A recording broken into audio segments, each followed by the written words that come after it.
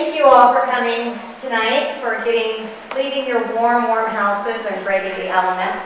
I don't like cold weather, but I'm glad that you're all here. This morning, the 5th through 8th grade students heard an abbreviated version of what you're going to hear this evening. So if you have a 5th through an 8th grade student, you will see what they saw and hear what they heard plus more. So if they have questions or want to talk about it, you'll now have even more background than they do based on what they heard. But anyway, this is about social networking, cyberbullying, and online gaming. And we are very fortunate to have with us in the LCC family, Mr. Jay Hebert. He is a criminal defense attorney, and he has handled cases involving social networking and cyberbullying, and he is an expert. So I welcome Mr. Hebert.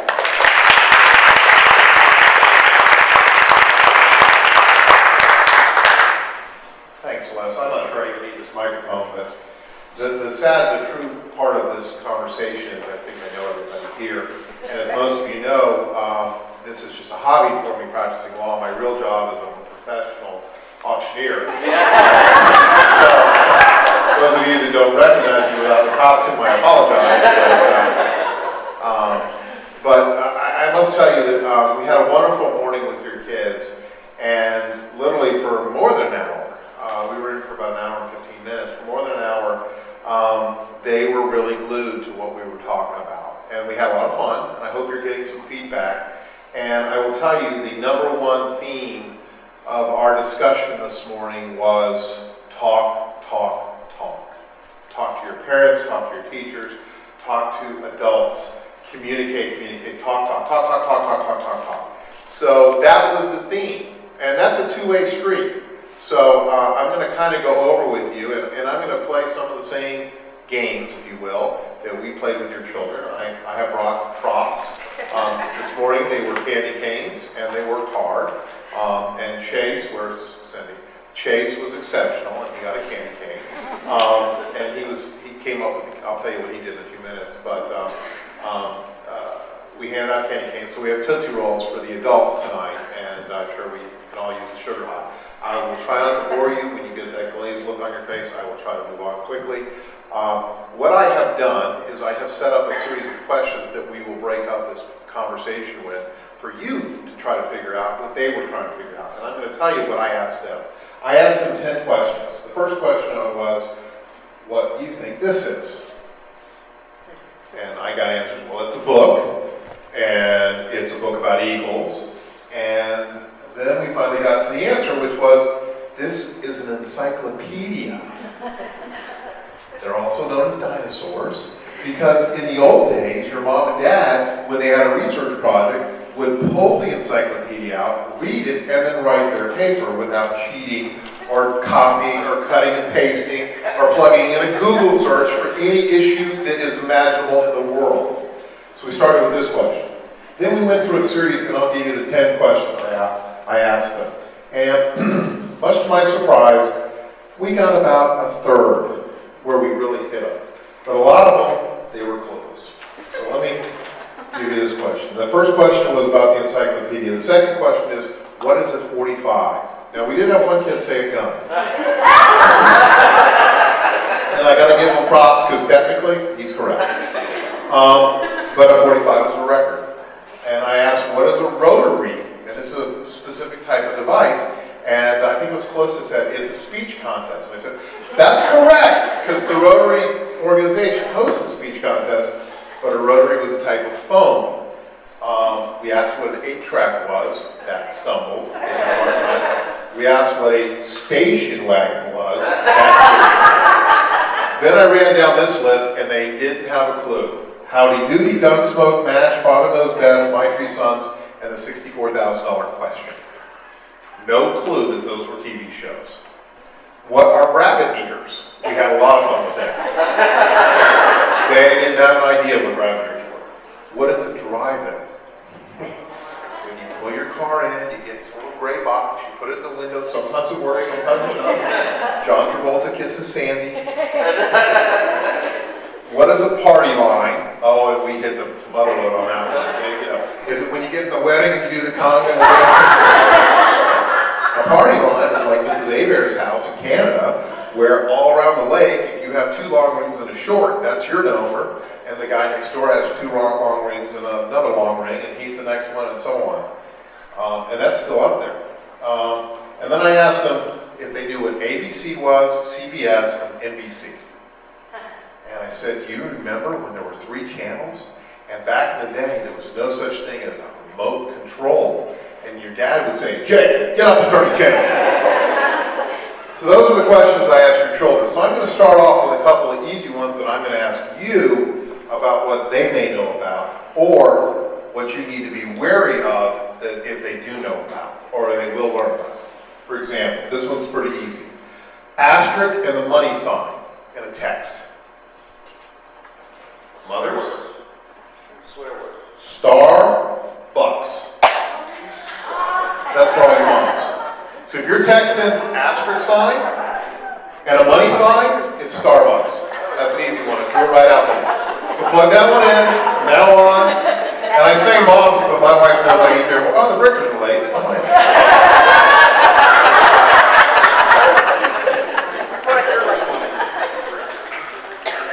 You get a prize. No alcohol in them.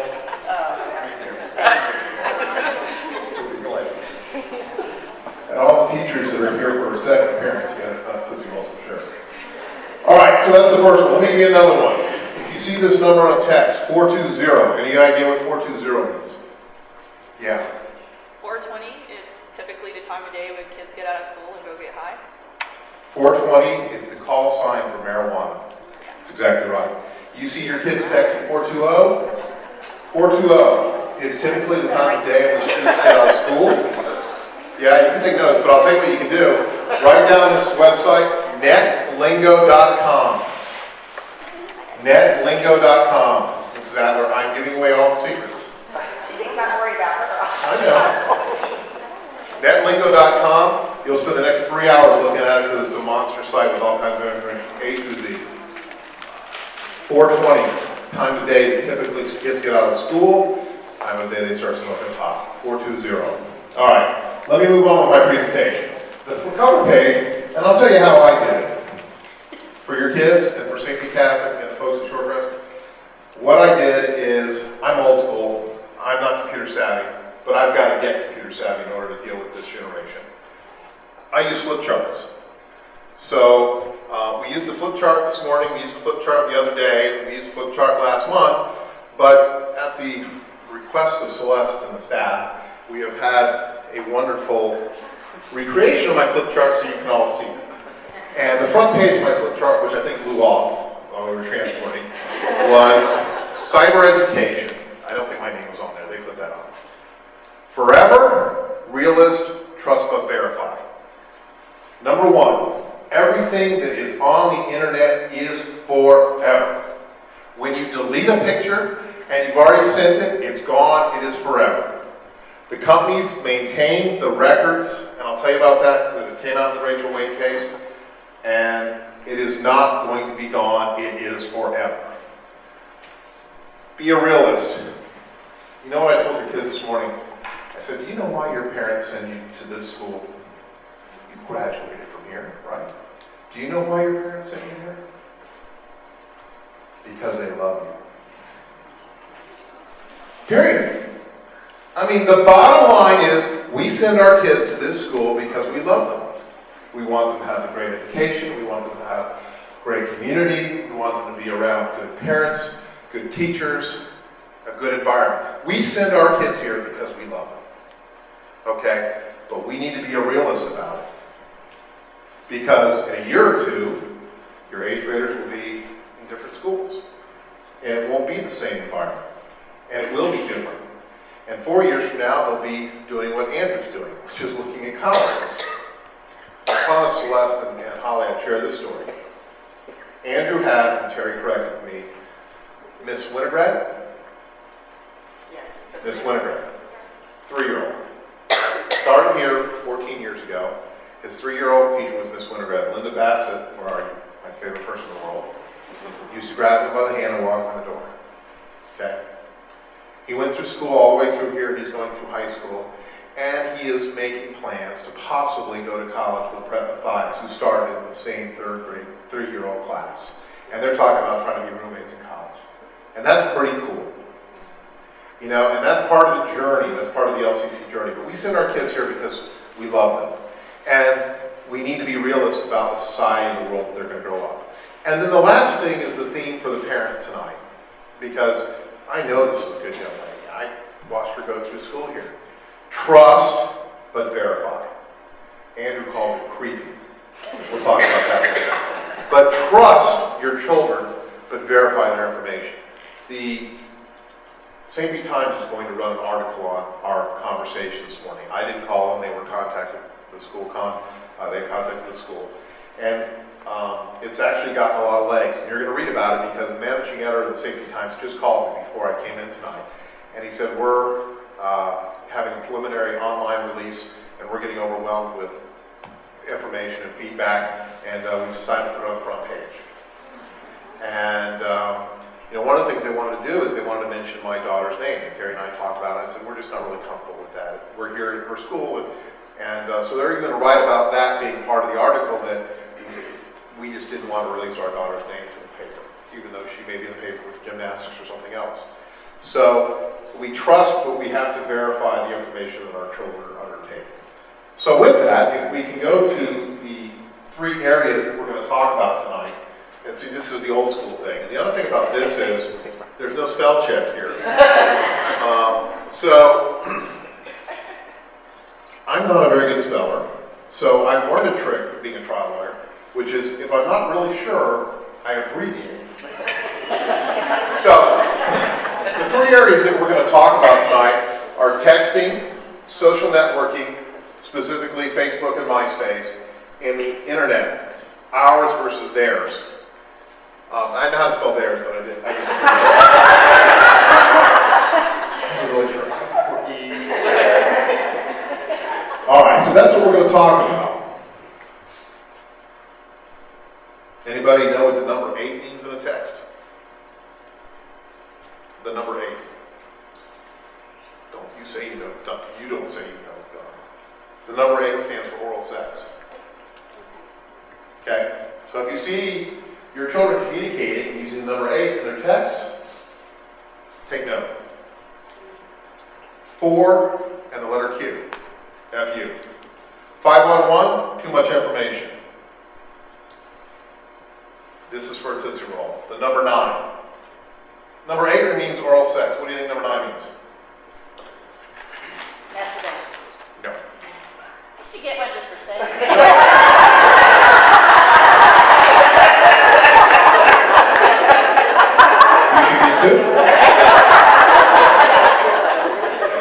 The number 8 means oral sex. What do you think number 9 means? Intercourse. Intercourse, good guess. Parents watching. I don't make this up. Some very twisted people, kids, make this lingo up. So they put the number 8 in the text, and they're talking about oral sex, and they put the number 9 on there, and that means beware, parents are watching. You know what number 99 means? Parents not watching. Short. Lingo.com. Okay? I think there's a lingo. Netlingo.com.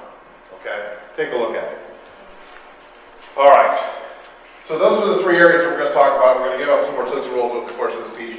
And at any point in time, anybody can ask any questions. And if I stop and have a Tootsie Roll in the water, I'm sorry. I have that dinner. All right. The three areas. Let's talk about texting.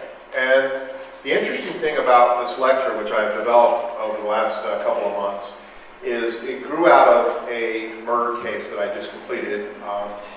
Most of my friends here know about it. My wife lived through it this summer. I represented an 18-year-old girl named Rachel Wade who was charged and convicted of second-degree murder for stabbing another 18-year-old girl in the heart in Pinellas Park on April 15th of last year. Her defense was of self-defense. The case lasted over a week. Court TV covered it live. 2020 we had a special on it 2 weeks ago on Friday. And next Tuesday we're filming with Dateline to do a segment on it. A big component of this case was social networking. big component of what happened in this case was the cyberbullying that went on both on the internet and in person. Now, I have given you a much more graphic description of what this case was all about than I did your children, okay? We talked in much more vague and simplified terms. I just didn't think with fifth graders sitting here that I wanted them to turn white about a young girl getting stabbed in the heart and dying in the street. So we talked about that. With that, we talked about texting. I got most of my information from the internet because the encyclopedias just didn't seem to have anything up to date on the field of texting and social networking. Last year, as of the halfway point of 2010 through June, 75 billion texts were sent worldwide. 75 billion texts, that's a lot. Of that, they have created this subculture of lingo. And one of the things that we have to do as parents is we have to get net savvy. We have to get aggressively into the lingo to understand what they're doing. We have the next slide as I flip. I think it's the next one. Here we go. The $64,000 question. Well, I like the little TV guy. Your kids had no idea what that meant. Miss Miller, are you old enough to know it? See? No clue. Okay. There was this great TV show that was called the $64,000 question. Hey, Mr. Stroud, you're late. Come on in. Florida State did well. Sorry. The 64th, come on down to get a Tootsie Roll. Fine. I'll give her one too. See, it's easy when you know people. It's like the auction. I embarrass you and you give us money. The $64,000 question, PAL. Any guesses? Where Tootsie Roll? Parents are listening. Now you don't get to share with them, so I give them to. Parents are listening. That's exactly right. We have no Tootsie Rolls very often. Parents are listening. Some of your kids do that, and some of your kids have used that slang, and they acknowledge that today. So parents are listening. One of the other things that's happening at an epidemic pace, and I think there was a fairly decent article and some media coverage dealt with cheating and texting. One of the things that students are becoming very savvy with is they're able to memorize the keyboards, and they're able to take their cell phones and they're able to put it in their pockets and they're able to send text and go to the bathroom and take breaks and pull up their outlines, and they're able to pull up the information. It is an epidemic not only at the high school level but at the collegiate level. The UCF just had a big honor code case about it. The other thing that happens is the average teenager, I'm going to look at you, sends how many text messages a day? Tootsie Roll a day. 200's a lot. 80. 80. 2,800 a month. Now, Andrew has a cell phone. He calls two people. I take it. Sometimes he calls Don. He calls his mom, he calls Mrs. Berichter, and he calls me.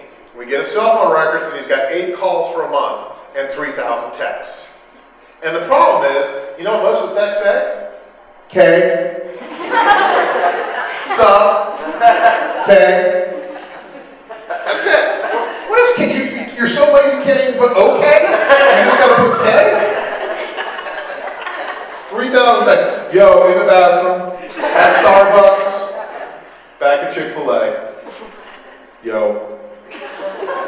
Tired. Lying in bed. LIB. I mean, it's just crazy. I got on him because last year at homecoming, he thanked the girl via text. He said, you need to pick up the phone and call her and say thank you for going to homecoming with me. I sent her a text. You need to pick up the home phone and call her. That's like a rarity with these high school kids. A home phone? My God. What were we talking about today with Angela Mathias? Brett was doing a project with another kid from St. Pete Catholic. Oh, he's not answering my text. What else do we want to do? I mean, in the business world, if I can't get a hold of somebody and they're not texting me, what do? I pick up the phone and call them. If I can't get them, I get my car and drive over there and stand on the front door and say, hey, what's the deal with this? Mr. Berichter, my signs are supposed to be up. And they were. Anyway, it's a different world, and that's part of the lesson that we were talking about. I use the example of seatbelts and helmets. I asked Mr. Nelson, I said, Mr. Nelson, you are one of the healthiest guys. You exercise, you ride. Did you ever wear a helmet when you were riding when you were a kid? Of course not. When you got in a car, did you ever wear a seatbelt? Of course not. These kids don't even think about that. They don't even think about that. One of the things that happened when Holly and I were talking, and Celeste afterwards, and the reporter was asking, you know, what's different in your life? How is this going to change for you? And I said, you know what? Because at the end of the session this morning, the very last question came from my daughter. Guess what it was? When am I going to get a cell phone? Because we had all these kids with cell phones. Well, when am I going to get a cell phone? So, what I'm going to do differently is this. When Andrew got a cell phone, he gave him a cell phone, he started using it in 8th grade. When we have a conversation with Jacqueline, just like with the helmet and the seatbelt, those kids don't even think twice. They get in the car, they put them on, because that's the way they were trained. So when we sit down with Jacqueline, we're going to say, okay, here's the rules. When you get a cell phone, it's our cell phone. We're going to use it collectively together. It's not your cell phone. Mom and Dad pay the bill, and we're going to tell you when you can use it, and we're going to be able to look at it. We're going to communicate that way. And you know, one of the things that I recommend highly is the cell phone box. Do you know that 90% of the time your children are using cell phones, and make no mistake about it, computers are dead to children. This is the computer that they're using. This is their Facebook, this is their MySpace, this is their world. Remember the days when we said, make sure you put the computer in the common area, don't put it in the bedroom, make sure it's safe. Those days are gone. They can look at everything they want to look at and talk to anybody in the world, any predator in the world on this device right here. Computers are dead to these kids. The #1 injury to female teenage girls is thumb injuries. Up 900% in the last 3 years. Carpal tunnel for teenage girls. How scary is that? So my point being is what we're going to teach Jacqueline is that Mom and Dad are going to have access to your phones. And at the end of the night at 10 o'clock, guess what? All the phones are getting charged in one room. In Dad's room. In Dad's closet, got this big group charger, and that's where they're all going to come. And guess what? You'll shut your phone use down. Because if you check your kids' phones, I guarantee you they're texting after you think they went to bed. Even at LCC. Okay? So the lesson is, again, back to what I talked at the beginning, trust but verify. The other thing we talked about, and I really kind of glossed over this because it's kind of, is sexting. Sexting is, oh, not yet. You jumped my thing. The other thing, we'll do that at the end. The other thing we talked about is sexting. And I said to them, when you send a picture of yourself or somebody else who's under the age of 18, you've committed a crime. And I didn't get into a lot of details about it, but the reality of it is that crime is called child pornography. And we talked a little bit about LimeWire. And a lot of your kids, believe it or not, know about LimeWire. And LimeWire is the #1 vehicle to transfer child pornography in the world today. I've been involved in several cases that I have seen the documentation, I've seen the evidence. LimeWire, for those of you who don't know, most of your kids are using for music. It's an online music pool where you buy.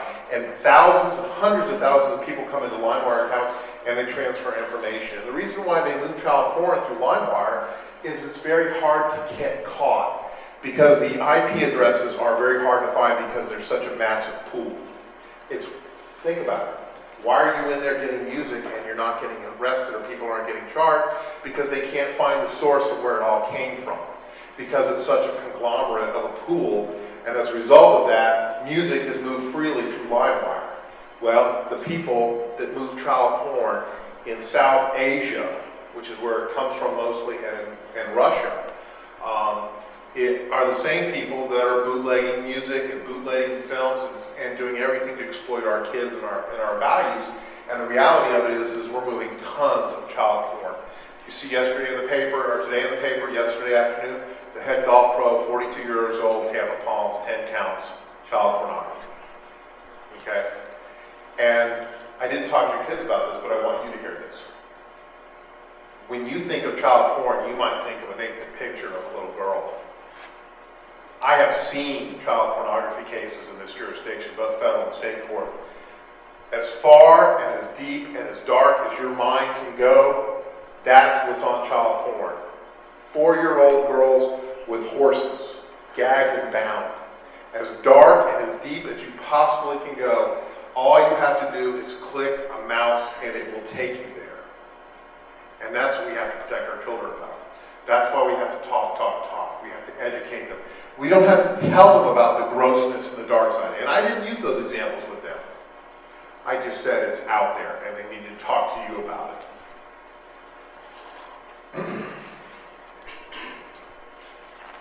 22% of all teens admit to sending inappropriate texting. So 1 out of 4 teenagers have already admitted to sending inappropriate texting.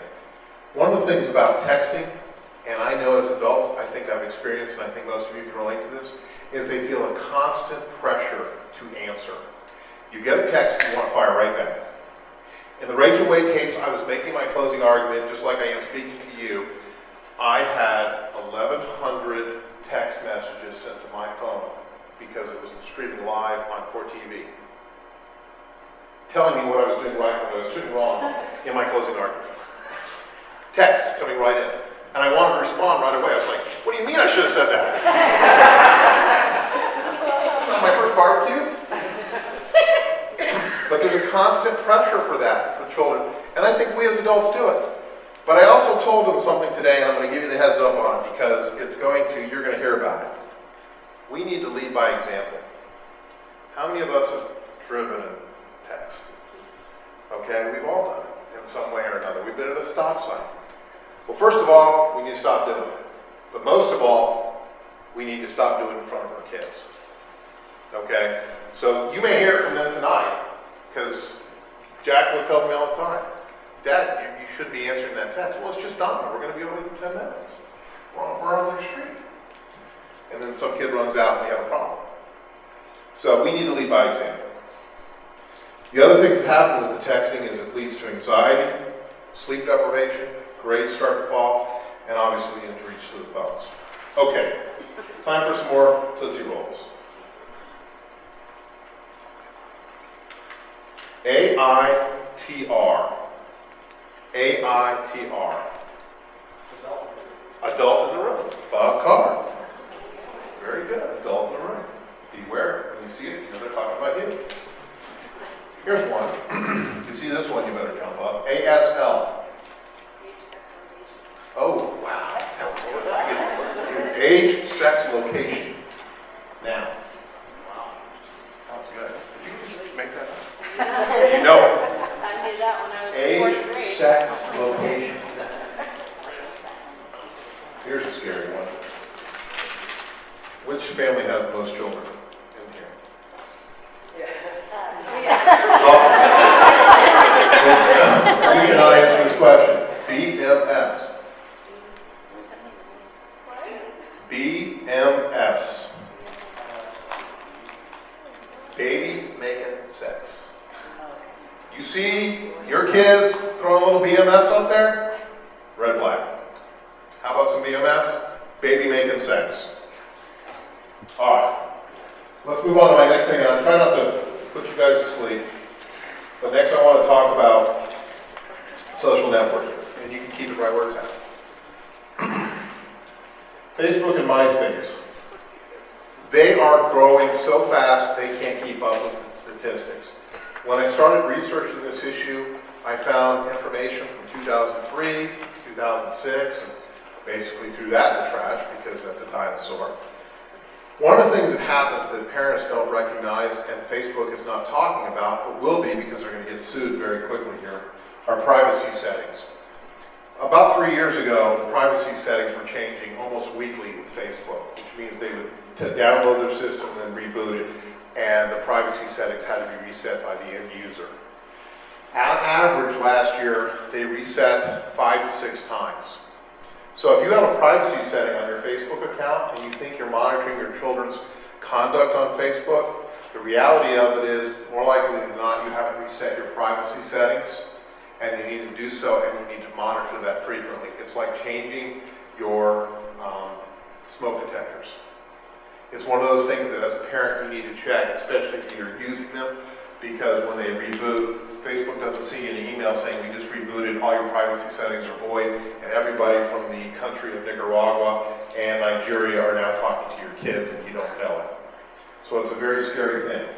40%, according to the New York Times, of the contacts in Facebook are fraudulent or fake in some manner, whether they're a fake profile, whether they're a 19-year-old hottie and he's a 55-year-old sex predator. And I think some of you may have seen this morning on Today's Show the Facebook story that took place. Did anybody see that? Yeah. Okay. Right. Freshman, Florida State, rushes Kappa Delta sorority at Florida State. She is so excited about being a potential rush, she's invited to rush. She gets an email from a friend request. Big sister at Kappa Delta really wants to get to know you. We think you have potential for a leadership position. Please tell us everything about yourself. And goes back and forth for weeks while she's rushing and going through the process. Ends up with, tell us all the dirt about yourself. Tell us what you like. Do you like boys? Do you like girls? Do you like white guys? Do you like black guys? Do you like kinky? Do you like this? Back and forth. She's still a little nervous about it, but if you're in a leadership position, it's best that we flush out all the bad things about you before we nominate you for a leadership position. She buys one line and sinker. She's talking, hadn't figured out there's a problem. Long and the short of it is, when this person who knew how far it was from the fraternity house, from the sorority house to her dorm, knew what dorm she was in, obviously knew where she was, who was monitoring her, when this person started saying things like, could you maybe send a picture? Do you like tea bags or you wear regular underwear? Could you send us a picture in your underwear? Could you put your underwear in your mouth? Can you send us a naked picture of yourself? We're a small group, we love to be close. She finally figured out that maybe something wasn't right, it didn't pass the smell test, and lo and behold, we've got a sexual predator. She dropped out of school, she's seeing a counselor, and hopefully she'll go back in the fall, in the spring. It happens that fast. I didn't share this story with your children. I didn't take this case, but I was involved in the debriefing of a gentleman in federal court. I can't reveal the name of the information. His goal, along with the goal of many of his friends, was to find a prepubescent 13 to 12-year-old pre-puberty boy who was mildly or mentally challenged so that he could lure him into sex. The way he would do it is he would gather information like a black ops operation. What he told me frightened me to my core. He said, you know, my whole life I grew up and thought I was something weird, thought I was something of a freak. Guess what? The internet was his home because there were lots of people out there that wanted to have sex with other children. Anybody know what NAMBLA stands for? I see some names. North American Man-Boy Love. Men who love boys. It is a thriving internet community of men that want to seek out young boys for sex. They're the same guys that are volunteering at Boy Scout camps and teaching Little League and coaching, and because they have no history and they've lived in the secret world, they have now found acceptance. And the problem is they're targeting our children. And this is where we have to be realistic. Is there a problem here at LCC? No. Is there a problem in the real world? Yeah. Tootsie Roll question. How many, we're all middle school parents? Some elementary, kind of a mixed bag? Anybody in public school yet? You can't answer this question. Okay. SRO. School resource. Yeah. You're in school, you're a teacher, you're at Metal on Metal? Okay. What was the answer? The question was SRO, School Resource Officer. Do you know that every public school in this county, every public high school, and the majority of the public middle schools have permanently stationed positioned school resource officers? SRO is a term that I see every day because I read police reports and I have all kinds of information from kids that come in. We don't have any SROs at LCC. This is Stroud, we're using an SRO. She doesn't carry a taser, right, Mark? She doesn't carry a taser. We have no metal detectors here, and for the most part, we've never had anybody bring a gun or a knife that we know about onto campus. But that's the real world. That's reality. Even the great schools, and we have kids that go off to St. Pete IIB and Lakewood CAT and the Northeast, what's the program there? COD program. I mean, terrific schools, but they still have to have those things. So we're fortunate to be in this environment, but the SRO is a reality of what these kids are going through. So, social networking. It is incredibly dangerous because what people do, like this gentleman that we debriefed, is they will go to your kid's Little League field at Northeast. And this is how they make a friend request. Because he told me this is what they do. They look and they watch and they see who's playing on your Little League team. And they find out who your kid is if they're targeting your kid. And they find out the names of all the other kids. So little Johnny sends little Tommy a friend request and say, hey, it's Tommy from your baseball team. Can we be friends? Just like the Florida State girl with the I'm the big sister at the Kappa Delta sorority, can we be friends? And you know what? Our kids don't know any better. They trust. They trust and they rely on that representation, and the next thing you know, somebody's in the front door. Look, the internet's great, Facebook is great. You know that most colleges are requesting Facebook accounts in your application. So one of the things we're telling kids and telling parents is be very careful what you post on Facebook. No matter how old it is, if they dig it up, if they pass it on to somebody else, be very careful. One of the things that Shorecrest does, and I talked to Celeste and Holly about this, when Shorecrest, where Andrew's in school, when they post their websites, they don't use last names on anything. They say Andrew H. played football, made no tackles. I joke. But that's one of the things that we do. And with this article, I think that's going to run tomorrow, we asked that they not use Jacqueline's name in the article, just to reference my daughter. So the point is be smart about it. Use common sense. We don't want to ever forget that. Okay. We don't use last names either. And that's a good thing, yeah. In our amendment or whatever. Okay. Has last names in it. Where'd my little sticky notes go? Okay, another question for Tootsie Roll, because everybody's looking a little tired. CMAP. C-M-A-P. This is kind of like a guy thing. CMAP. Cover my partner. Cover my ass partner. CMAP. I don't know if that's guy lingo or not, or if that's what you say is I'm in trouble, so back me up and say that we were having dinner at Applebee's. So, CMAP. Okay.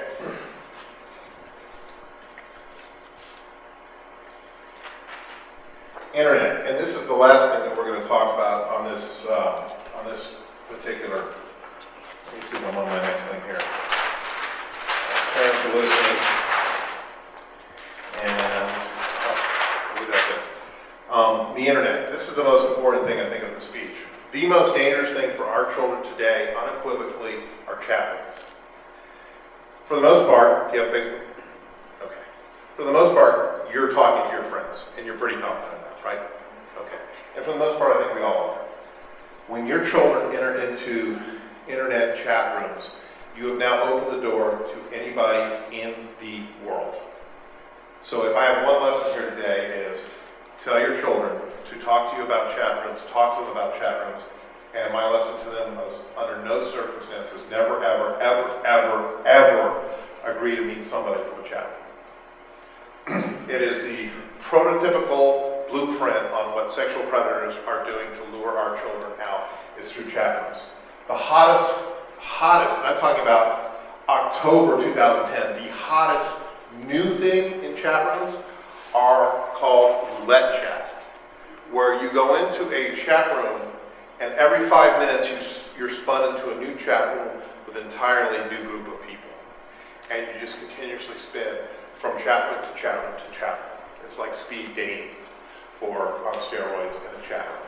But chat rooms are the most dangerous thing that our children can be exposed to. That dovetails into something else that is relevant to our kids and was big in the LCC group this morning. Online gaming. And Celeste and I talked about this a lot. A lot of our kids, especially our boys, are very gung-ho about this, put the headset on and talk to each other. And you know what? If you're in a controlled network, that's fine. But you need to understand that when they go into those online gaming chat rooms, because that's in essence what they are, they're a pool of players that are chatting online.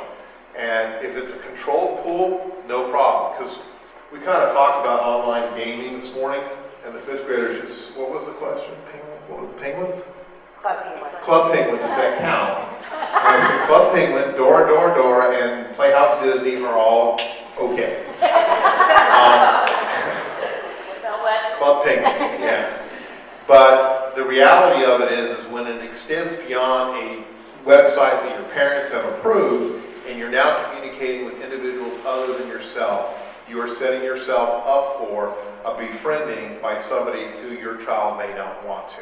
And the important message, it's the same speech that we gave them when they were, you know, when Mrs. Bassett was walking them in when they were this big. Never talk to strangers. Well, why in the world are we now not only not talking to strangers, we're talking to 19-year-old hottie who is a 46-year-old sexual predator who's trying to prey on our children.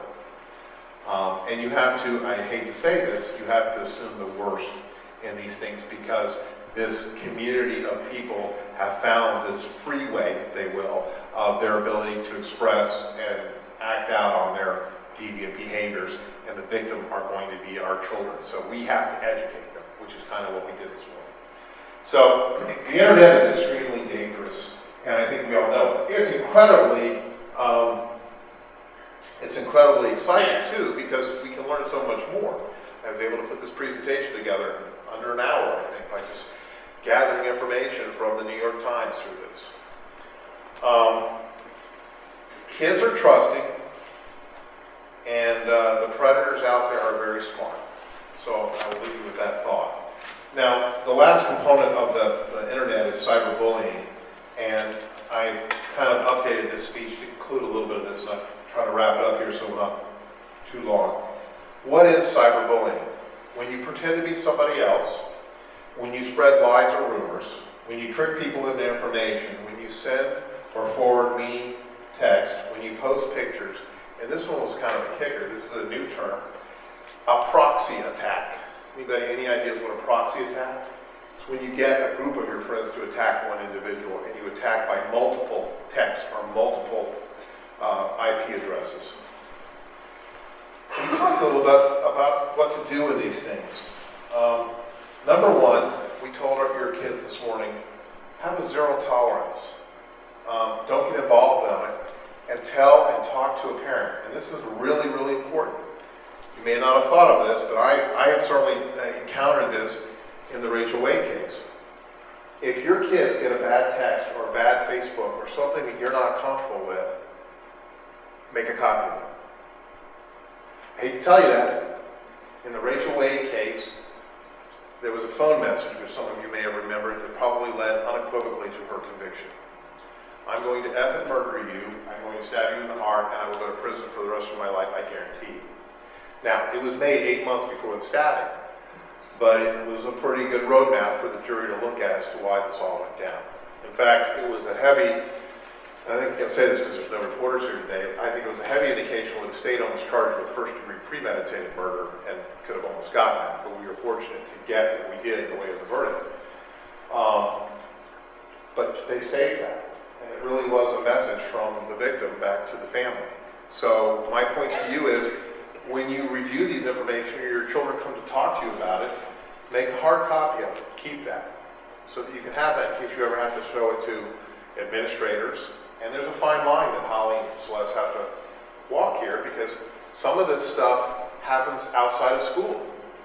But the common denominator is that they're in class together, that they're 5th graders or 6th graders or 7th graders, and we're the common denominator. But talk to your children about it, make a copy of it, and if you need to, talk to your administrators or talk to the other parents and keep the dialogue open.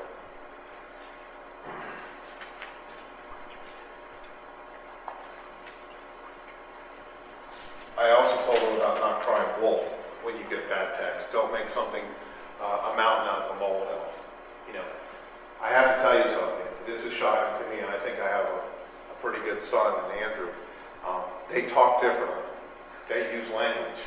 That's the reality of the world they live in. They text dirty. They really do. And maybe they don't in 5th grade, but you know what? The 5th graders were so savvy today because they've gotten the cell phones and the computers and the texting earlier. 3 years ago, our 8th graders didn't know what it was because it didn't have the legs that it has now. And now the 5th graders are going to be better than the 6th graders. And the reality of it is, this is just a guess, I'll bet your kids help you set up your Facebook. I bet your kids help you set up your texting. When there's a problem with your computer, you probably go to your kids. Am I right? And that's the reality. They are so savvy of what they do. So what do? Big finish. What are the tips for handling all this stuff? Now you can click it. If I click it over, then everybody will start reading. What to do? First thing up there is create ground rules. Sit down with your children, and if cell phone use is supposed to stop at 10 o'clock because they need to get to sleep, then there needs to be ground rules about that. And if not, you trust them. And then the next day you get up and you say, look at your cell phone. 11:45, 12:01, 1:15, 2:20. Incoming, outgoing calls. Now, usually all the texts at that point are arrests. You can only do that once because then they figure it out the next time, delete, and all that kind of stuff. Yeah. Now, if that doesn't work with the phone, guess what? The new charger's in Dad's room, or in Mom's room, or in the kitchen, or someplace they're not. Give them expectations. Talk to them about what's going on, what you expect with the phone use.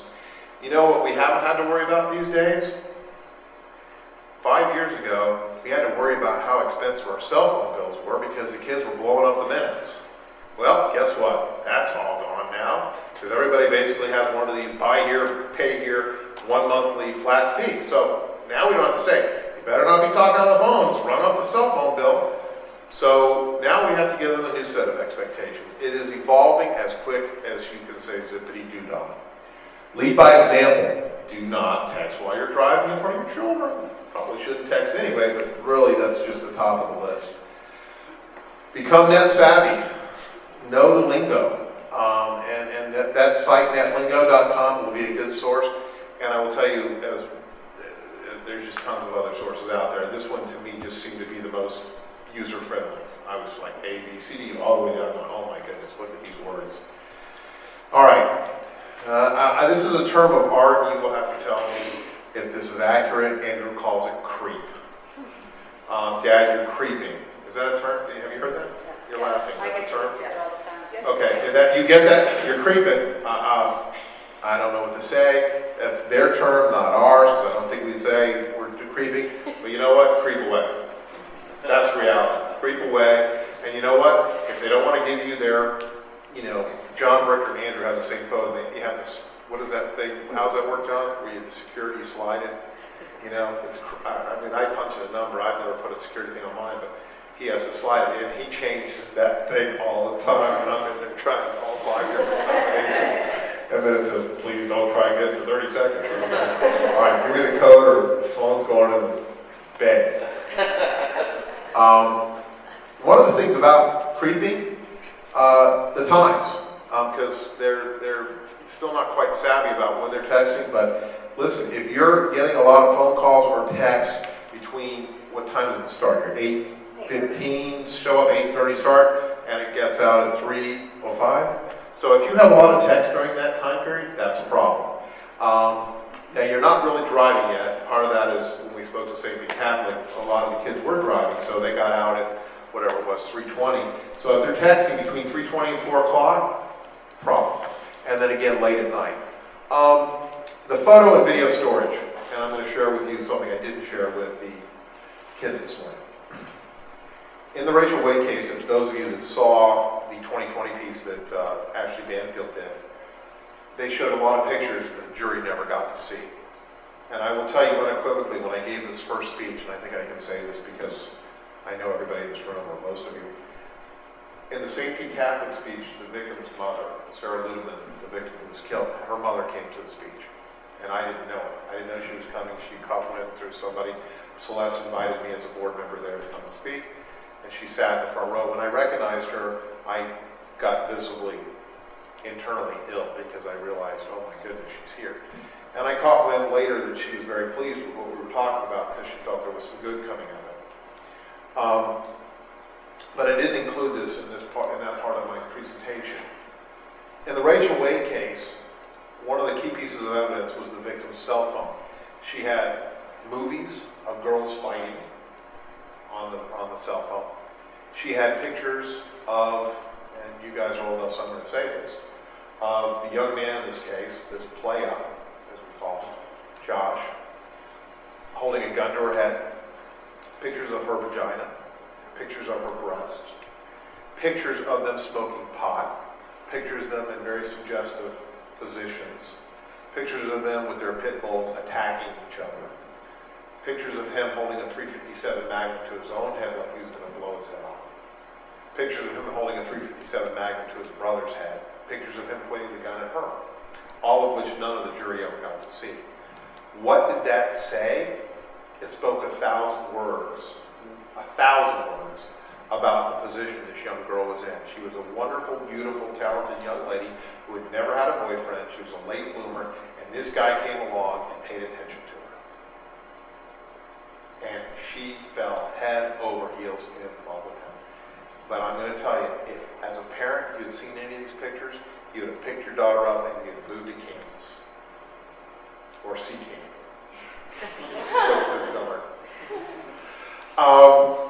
And that's what I mean by that. So, do I think a lot of LCC kids have pictures of marijuana and pot and guns? I don't think so. We have wonderful kids here. They're going to go off to great high schools and on to bigger and greater universities. The problem for us as parents, we got to make sure that road isn't too bumpy. And we got to educate them, and that's what this is all about. Keep private information private. This is funny. I asked all the kids, do you know what your social security number is? Donovan Marley said 9. I think it's 9. My number's 9. You can't make that stuff up. So we got a couple kids over in the 5th grade that got like 2 or 3 numbers, and then Mr. Nelson said it has 3 numbers and 2 numbers and 4 numbers. And it's probably good that they don't have to use that or have to know it at this point, but at some point in time they will. And it'll be something that maybe as a mom, I think Terry knows them, but I don't have a clue. I know mine, that's not it. But keep your private information private. Your full name, your address, your birthday, your social security, your travel plans. You know, with this texting, hey, leaving the house, going to Starbucks. I mean, we don't need to tell people we're leaving the house, going to Starbucks. And we certainly don't need to tell people that we're going on vacation and things like that.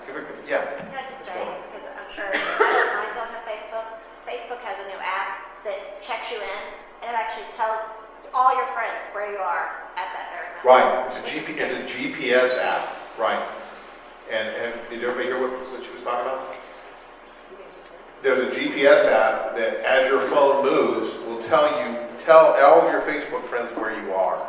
So if you are able, and that was one of the things I called the producer of the Today Show about the case this morning, and they were concerned because this young girl had that app on her phone. She since has removed it because they were very concerned, this didn't come out in the news, that this guy or whoever it was stalking her using her cell phone app. And that was the Florida State case? Florida State case, yeah. So one of the producers from the Today Show is doing the Dateline piece that we're doing next week. It's involving Peacock Productions. Okay, next one.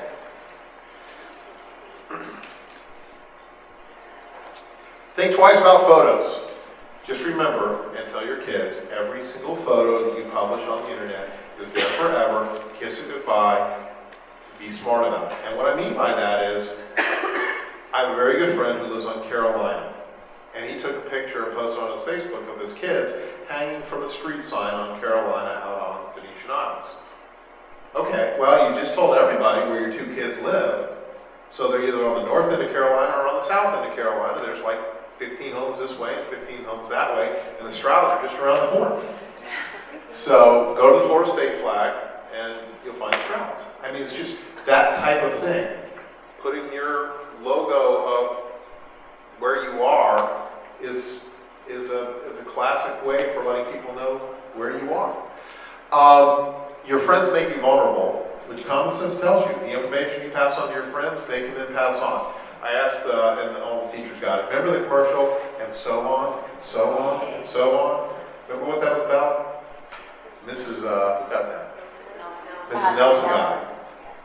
Farrah Fawcett and the Breck shampoo commercial, and they told 2 friends, and so on and so on. That's the internet. Boom, it just explodes. No chat rooms. I'm just a big believer in that. We're just not going to tolerate chat rooms in my house. There's no reason for your kids to be in chat rooms.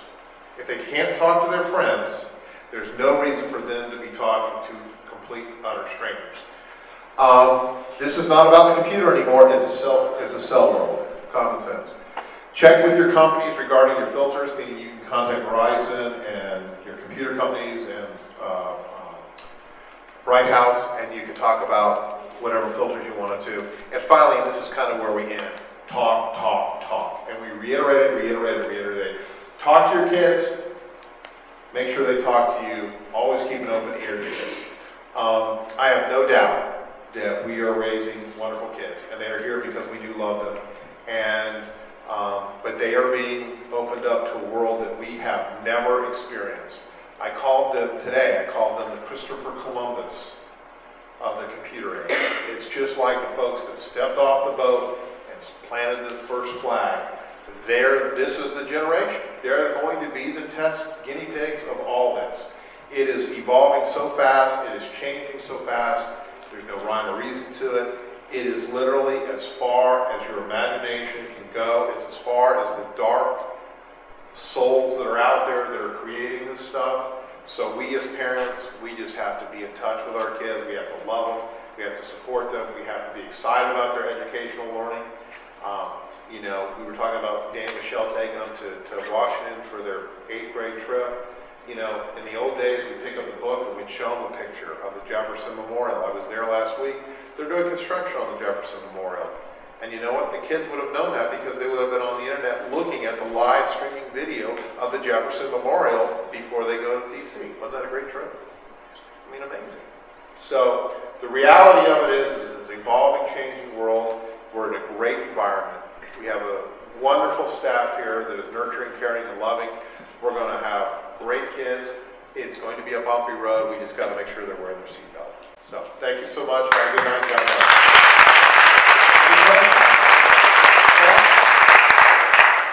Yes, Mr. Carr. Let's start passing these around till they're gone. What does the law say about threats and things that are being made by text message, by Facebook? Good question. Just have to have that. Does it become a legal matter? And I will. This will become a legal matter. First of all, there are criminal statutes that involve stalking and cyber stalking that are in existence, but in 2008, this is a copy of the law. I brought it in case such a question was asked. Kids didn't ask it, but this is called the Jeffrey Johnston Stand Up for All Students Act. Jeffrey Johnston was a 15-year-old boy who committed suicide after being bullied. The sad part is this act applies only to public schools. So our schools are not required to comply with this. But this particular act outlines and defines what cyberbullying is, what bullying is, what harassment is, and what schools should do to set up education protocol and the policy. You're probably more up to speed on it being in the public school, but I can certainly give you the site. It's Florida Statute 1006.147. And it really kind of outlines, for purposes of this discussion, bullying is teasing, social exclusion, threat, intimidation, stalking, physical violence, theft, sexual or racial harassment, public humiliation, destruction of property. And it talks about what the schools should be doing. That's what's going on right now in the Florida legislature. There is currently 2 committees. Darrell Roussan, who's a real good friend of mine, is sponsoring a bill right now that's going to beef that up. In addition to getting rid of K2. You guys know what K2 is? K2 is that, you know what it is? See? The high school version of what K2 is. What's that? It's a synthetic marijuana. It's being sold in head shops. It is extremely dangerous because it's a gateway. It is an exploding gateway because the next step for K2 is the ever-changing world of opiates. And in my business, the #1 exploding industry is physical and chemical addictions to chemicals. And it is affecting everybody in every walk of life. And it is a devastating thing. You go going because you've had an accident or knee surgery or you've had your hip replaced, like I did, and you walk out. I remember being a lieutenant colonel who got blown up, and he got addicted. A judge, he got addicted. I mean, it's just a private thing. And K2 is a dangerous thing. You need to get it off the streets right away. It's like incense, and they're smoking instead of doing it. So, really crazy stuff. Any other questions? Yes. I just wanted to say I heard a saying which makes a whole lot more sense now, that when we were kids, we had parents, we had a generation gap, and they said that there's no generation gap anymore. These kids are in a different culture. So that's kind of a neat way to look at that. I think that's a fair statement. Although I know for sure my dad hiked up 5 flights of stairs every day carrying ice. Barefoot. So I know that for sure. What is your exposure on the Xbox, PlayStation 3? My son wants to network and play with other people. Is that a closed? What was the term? Yeah, and the question is what is the risk and exposure in involving the PlayStations and the gaming environment? The risk is if you are playing in a closed game, meaning your game is, we had, who was it, Donovan? We had a little group right here, and they work every day. That's what they do. They game with each other, put the headsets on, they blow each other up. And again, you got to monitor the level of what mature game they're playing. I think you're fine, but as soon as they get out of their closed game and they go into an open environment where they're into the internet, and now they're inviting players that they don't know, that's the risk. It's the same as a chat room. And the thing is, these predators are so smart, they know it's the young kids that are in these rooms that are playing these games. And they come in and they go, yeah, Mom says I got to go to piano practice, but I really want to play. Or Mom says it's time for dinner, but I really want to play. And it's a 55-year-old convicted sex offender talking to your kid. And they talk the lingo, and they learn the abbreviations, and they do all that stuff. And then they go, maybe we can meet at McDonald's, the one on 38th and 4th, we can meet there and play, and hang out. And that's how it happens. Yeah. What about Skype? Like, you're talking to your friends, but can other people see them? Skype, and Skype is an interesting thing, because Skype is all satellite network. Does everybody know what Skype is? It's a great way to communicate when you're in Costa Rica, right, John? Right? When you call home and you want to talk to your kids for free. And, it's a great way to talk back and forth. I don't know, I haven't read or found anything in my research that says Skype is a really dangerous situation because you're talking one-on-one. I know the United States military is using Skype to have our troops communicate with their families back home, and it has opened up the door where they're talking almost every day. So I think Skype is just a really good tool. I haven't heard anything negative yet about it. Yeah. This might be more of a technical computer expert question. Did you see the flip chart? Well,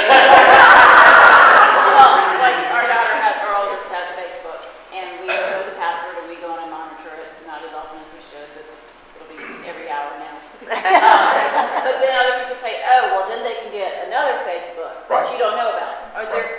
Is there a way, if their Facebook that you know about has fewer messages? I mean, are there any signs that maybe and how would you find out? You know what happened in that case this morning on the Today Show? The girl's face was used as a fraudulent Facebook account with all different background information, a different name. And because they're literally, and I couldn't get an update, I was trying to get an update today from Facebook, how many subscribers they have. And, it's like trying to take a vacation by throwing a dart at a map. And I just heard about a webinar yesterday, about 550 million accounts, and there are about 600 million Skype accounts, 20% for business purposes usually. Yeah, 600 million. So how do you check 600 million names?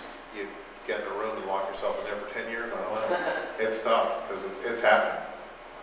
I have a question. If you're a teacher, or if a teacher at LCC confiscated a cell phone, are you legally allowed to flip through and see their texts and look at their pictures? Ooh, good question. As a teacher, I would probably say no. If it was law enforcement and they had probable cause to think that something illegal was on the device, then I think law enforcement may have a reasonable suspicion to get past the hurdle. there certainly is an expectation of privacy on a phone. Again, the phone, it may be, for example, the law is very different. We're allowed to search lockers in schools because they have no expectation of privacy in a locker in the school, and there's case law that says that. Then we get into the car and whether or not they have an expectation of privacy. Is the car on school property or non-school property? I would think that it would be difficult for a teacher to do that. And yeah, you know the answer? No, I don't. I just wanted to ask, or an addendum to that, what if you ask for permission first? Well, and in the criminal arena, most people don't know this, but when you acquiesce to a search, you've now waived your 4th and 5th and 6th Amendment rights, which is the right to remain silent, the right to counsel, and the right to be free from illegal search and seizure, which is the 4th Amendment, and you can waive that. And you can, if you have standing to do so, I think you probably could search at that point. There isn't a whole lot, I mean, this is all new, this is all gray. Yeah. Wouldn't that not apply if they're a minor? Can a minor give consent to do that? Could a minor give consent to do that? All I can do is draw a parallel to the criminal world, and believe it or not, law enforcement is allowed to detain your child and question them without you being present. If the child is of an age where they understand and can comprehend the Miranda warnings, you have the right to remain silent, you know, that stuff, and they acquiesce, and the acquiescence is, and law enforcement feels it's a valid, okay. So I think they probably could. Now that phone is probably leased to the parent, so maybe later the parent could raise, I mean, I'm being law school thinking 3 steps ahead, the parent could raise an expectation of privacy and a violation of that privacy. It depends on what they find. But I think the parent could waive it. We could all sign waivers that says this teachers could all check our cell phones. I think you probably could do something like that, have an open door policy. Any other thoughts, questions? Thanks so much for coming out tonight. I know it's a Thursday night, I know it's over an hour, but this is an important issue. We got to work on